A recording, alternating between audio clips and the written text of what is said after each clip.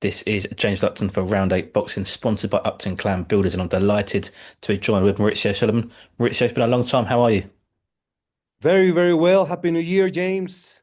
And Always to, happy to be with you. and to you, Mauricio, thank you for joining me today.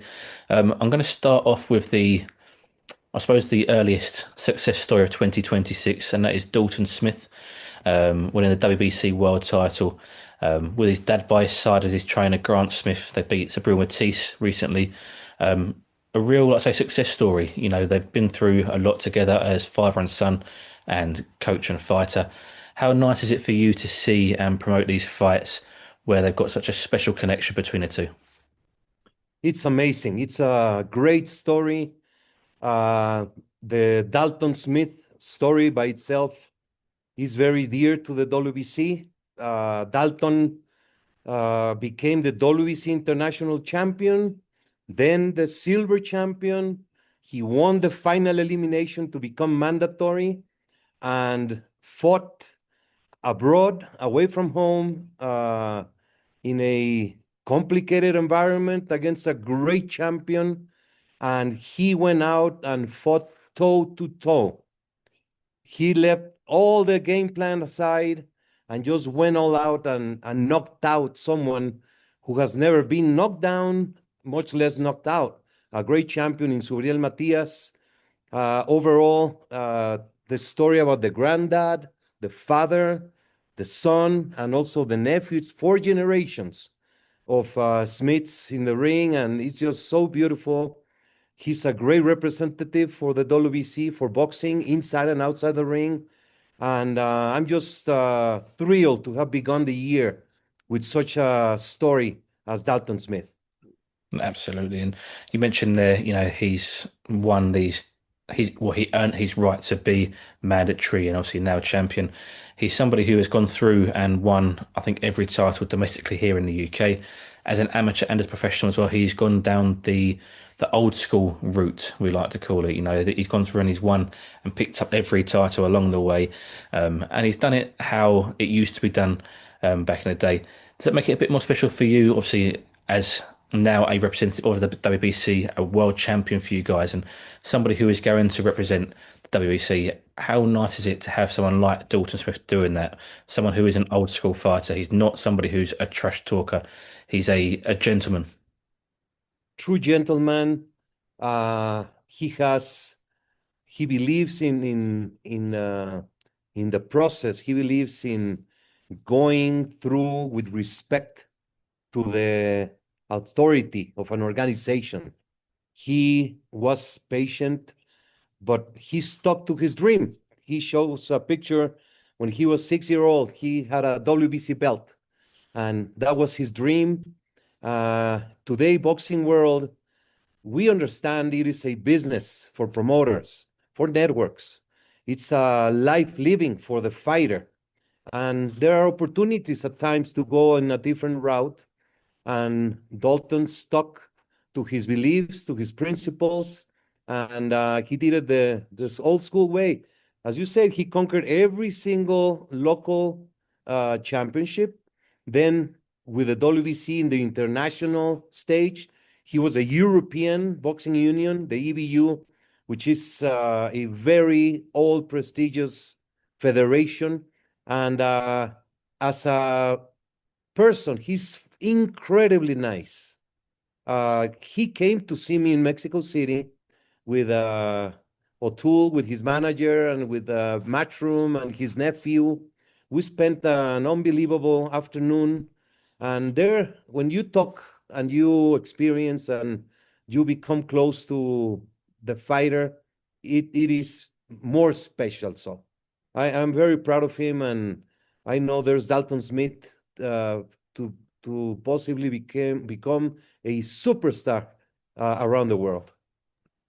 You mentioned there, Maurizio, about the picture of Dalton as a young child, 6 or 7 years old, with the WBC belt. How proud are you of the WBC and what it represents? Because whenever a fighter, whenever a child becomes a boxer, they always seem to look at the green and gold belt and aspire to have that. That is our great inspiration. That is what makes the WBC members from all over the world. We have thousands of people that work every day to make boxing safer, make boxing better, to be close to the fighters, to attend to every single matter, because we have that responsibility to remain the golden dream of the kids. And that is only performed with a combination of things. One is the rich history that the WBC has, from Muhammad Ali, from Foreman, Frazier, Tyson, Leonard Hagler, Hearns, John H. Tracy, all these great fighters from all over the world, Azuma Nelson, Jeff Fenech, Canelo, Pacquiao. It is the world united, and we work very hard every single day because it's our responsibility. As an example, I was in this morning, Saturday morning, in communications with South Africa. There's a young kid who we're going to do a Zoom meeting during the week because he wants to go the WBC route. He's only 20 years. He already has opportunities, but he just wants to be in touch and feel close. This week, I had lunch with a 16-year-old boy, Güerito de Tepito. And yesterday I was with Eric Morales, Jose Luis Castillo, Zárate Mijares. It is to be close to the boxers, close to the boxing industry, and working day after day. Absolutely. I want to speak about somebody who has been posting online a lot recently about a comeback. We've seen Tyson Fury back in training, obviously a former WBC world champion. Do you think Tyson Fury coming back is good for boxing? Of course, anything Tyson Fury does is good for boxing because he's a absolute leader, role model. He has shown us as human beings that you can come out of the darkest times and be successful. His addictions story, his depression, his mental health, and all the things he has overcome and has been successful. I remember Tyson Fury as one of the greatest ambassadors of the WBC, always proud of the WBC, always with his WBC cap or WBC shirt, always in his suits, WBC, WBC, WBC. I love Tyson Fury. I'm so proud of him.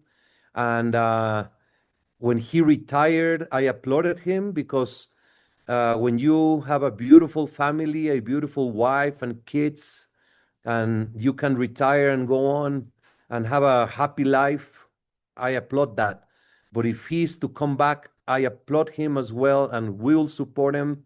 And I know he can beat any heavyweight. He's one of the elite fighters of this era. So I've been seeing him. He looks good training in Thailand, I think. So I love Tyson Fury. Today is Oleksandr Usyk's birthday. And I love Fury. I love Usyk. I love the champions. I think we're going through a great moment, and it is all about the boxers. That's it. Nothing else matters. Absolutely. As you mentioned, Usyk, there's his birthday today. I'm going to come on to him and about it sounds like a potential, but potentially something that will be happening. Him versus Deontay Wilder, who's also a former WBC world champion and also a one-time great representative of the WBC. How much are you looking forward to that fight between these two good fighters? Deontay Wilder, as you mentioned, he was 5 years champion of the WBC. Very, very dear to us as an organization, to me as a person. We spent very intimate moments in several events. He went with us, with my brother Hector and myself, and visited Pope Francis in a very emotional meeting. We went to a children's hospital in the Vatican, and he with the kids and with the parents, because a parent who has a kid in the hospital is suffering so much. He was so empathetic, and he always did all these activations outside of the limelight. Never did it for a photograph or a social media posting or to say, "Oh, I'm a good boy. Look where I am." He donated many times for the needed, and you cannot doubt that Wilder is a tremendous force still today. The last thing a boxer loses is the power, and Deontay has big power. Everything is about timing in life. We all go through difficult times, and the last couple of years were not the best times for Deontay in his private life, in his boxing life. But he can at any moment come in and be a very competitive, dangerous, and he can beat anyone with that big right and left that he has. Absolutely. Still don't say the last thing to go is the power. We saw that with George Foreman all those years ago when he became the oldest world heavyweight champion. Whilst we're mentioning Oleksandr Usyk, something that is currently going around in the boxing media is a fantasy fight and predictions. How would Oleksandr Usyk have fared against Muhammad Ali in their prime? Both the same height, both at heavyweight now. How do you think that fight would have played out, Maurizio? Both born January 17, Absolutely. Ali and Usyk. So there's a lot of similarities. These fantasy matchups and dream fights and all these data analytics and all this, it's fun. And fans can dream and have their wishes. It is always a matter of the era. It's impossible to compare one with the other or compare one fighter, how he did with one and the other with the other. As an example, Fraser defeated Muhammad Ali. He took his undefeated, knocked him down for the first time, became champion. Then comes Foreman and knocks out Fraser in 2 rounds, knocking him out 7 times. Does that mean Fraser is better or worse? And then comes Ali and knocks out Foreman. So it is all about the moment in your career, what happens inside the ring. So many things happen that we don't know. You know, you can have an injury or you can have the wrong strategy to go into a fight. I can say that Usyk and, of course, Muhammad Ali could be considered some of the best intelligent ring IQ fighters in history. They knew always how to adapt to the situation. So it would be very interesting. Absolutely. And only got your small time slot, so I'll go on to my last topic, and that is the welterweight division. Conor Benn is the mandatory for the winner of Ryan Garcia and Mario Barrios. So first of all, a great fight between Barrios and Garcia to be had this year. And then Conor Benn to face him, obviously, as a UK channel. I'm going to ask you about Conor Benn.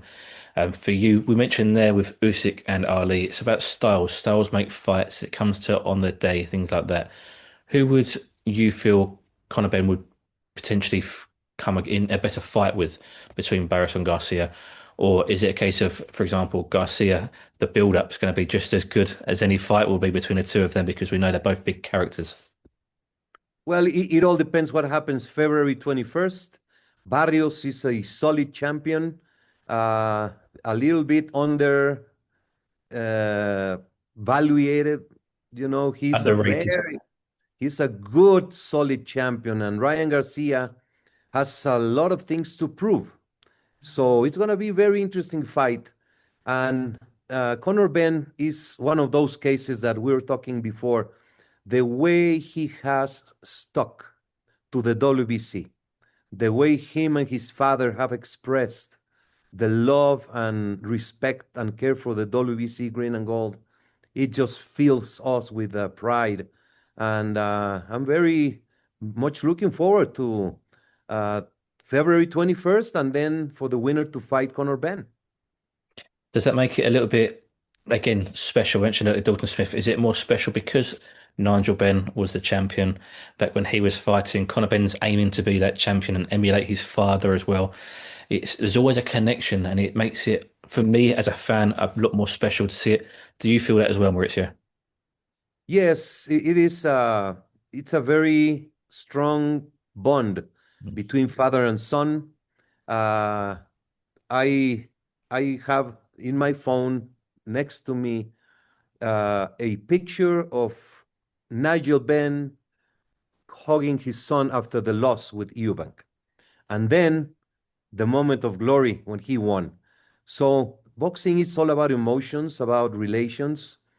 Uh, for a father to be in the corner of a son, to be always next to him throughout the career, it is so complicated. Nobody can understand the so many years of pain, of sacrifice, of difficulties, of tears and glory and happiness and sadness and moments of doubt. Conor went through a very complicated time where everybody but the WBC turned their back on him when the adverse findings happened. We can proudly say that we stuck and we did everything right, and at the end he was proven right. So it is a very powerful story. But as I say, my father taught me from example, and then he explained to me uh, there is a bond that is created with the fighters. When you have a champion, he's your champion. He represents everything. And at the same time, when there's a challenger, that person has the same dreams to become WBC champion. And you have to respect and honor that. So when that bell rings, there's no one person, no one identity. There's two fighters in there. Whoever wins is the WBC champion, and you feel happy and proud for him. Whoever loses, you feel honor and you feel empathy and you feel respect. Boxing is all about emotions. No, definitely. Absolutely. Maurizio, I want to thank you very much for your time. We'll leave it there. Always a pleasure speaking to you. Thank you.